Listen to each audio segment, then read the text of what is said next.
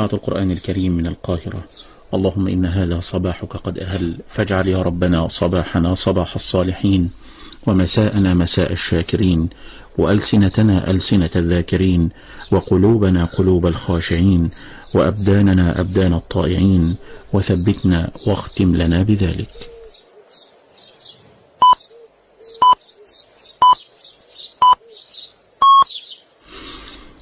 تمام 7 في إذاعة القرآن الكريم من القاهرة.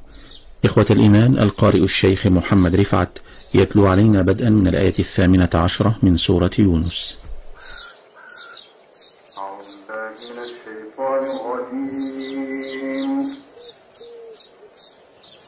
بسم الله الرحمن الرحيم.